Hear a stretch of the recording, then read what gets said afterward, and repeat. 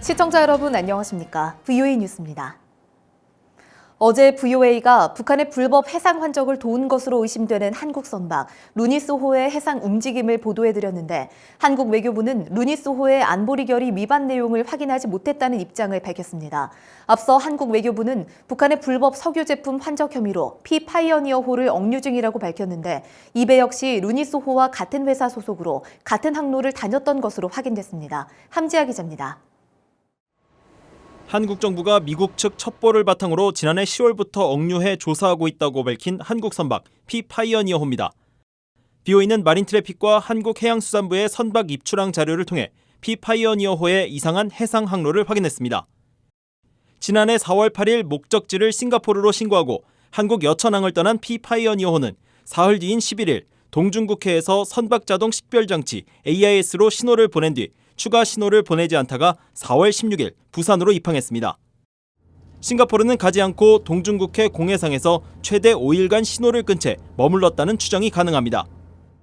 이후 피파이어니어호는 4월 21일 울산항을 출발했습니다. 이번엔 목적지가 베트남이었지만 약 한 달 만인 5월 25일 부산항 복귀 전까지 동중국해 공해상에서만 신호가 포착됐습니다. 동중국해 공해상은 북한의 주요 불법 환적 해상 지역입니다. 이런 항적은 최근 미국 정부 주의보에 공개된 18척의 북한 환적 연루 선박들, 특히 한국 루니소의 항적과 매우 유사합니다. 루니소는 주요 북한 환적지로 지목된 해역에서 머물다 돌아간 흔적이 있으며 목적지로 신고했던 싱가포르는 가지 않았습니다. 최근 유엔 안보리 대북제재위원회 전문가 패널이 밝힌 북한의 불법 환적 수법과 같습니다. The country continues to defy Security Council resolutions through a massive increase in illegal ship-to-ship transfers of petroleum products and coal. BOA 취재 결과 피파이어니어호의 선주는 루니소를 빌려 운항했던 한국의 D사와 동일한 것으로 확인됐습니다. 루니소는 억류된 피파이어니어호와 달리 특별한 조치가 취해지지 않았습니다. 한국 외교부는 3일 BOA에 한국 정부는 작년 하반기 루니소의 북한 불법 해상 환적 혐의를 조사했으나 안보리 결의 위반을 증명하는 충분한 근거를 확인하지 못했다고 밝혔습니다. 국무부 대변인실 관계자는 이번 사안과 관련해 모든 유엔 회원국들이 유엔 안보리 결의에 따라 의무를 충실하게 이행하길 기대한다고 말했습니다. BOA 뉴스 함지아입니다.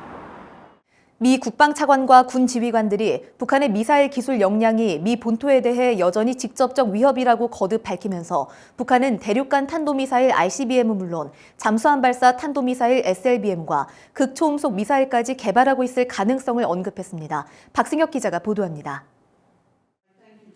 미 상원 군사위원회에 미사일 방어정책 검토 청문회에 출석한 군 지휘관들은 북한 핵무기와 미사일이 여전히 위협적이라고 평가했습니다. North Korea's stockpile of nuclear weapons and ICBMs remain an immediate concern. 세뮤얼 그리브스 미사일 방어청장 역시 북한 등 적국의 대륙간 탄도미사일은 미 본토에 대한 위협이라고 거듭 밝혔습니다.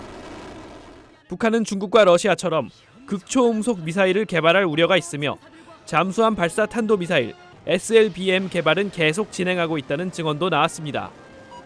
특히 북한 SLBM의 경우 발사 위치와 탄도가 유동적이기 때문에 이에 대한 새로운 방어 전략이 필요하다는 설명도 있었습니다.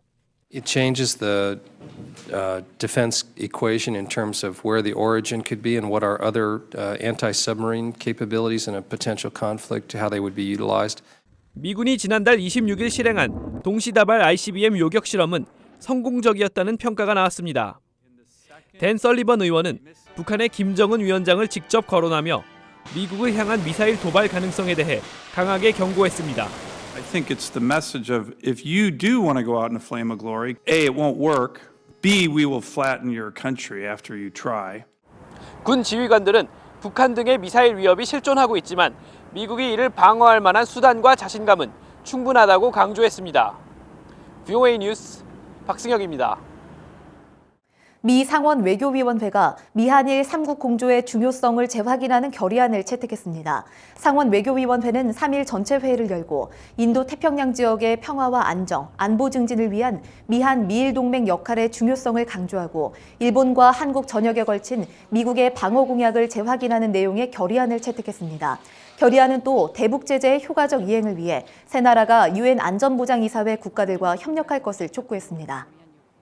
상원 외교위 동아태 소위원장인 코리 가드너 의원이 정경두 한국 국방장관과 만나 자신과 정 장관은 기존 제재의 충실한 이행을 통해 북한에 압박을 가하는 것이 중요하다는 데 의견을 같이 했다고 밝혔습니다. 가드너 의원은 2일 정 장관을 만난 뒤 성명을 통해 정 장관과 북한의 완전하고 검증 가능하며 불가역적인 비핵화, 즉 CVID를 달성하기 위한 방안을 논의했다면서 이같이 밝혔습니다.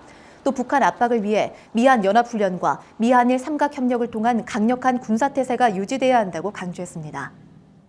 러시아는 북한 김정은 위원장에게 보낸 당러 초청에 대한 답변을 기다리고 있으며 아직 구체적인 답은 없다고 우샤코프 러시아 대통령 외교 담당 보좌관이 밝혔습니다.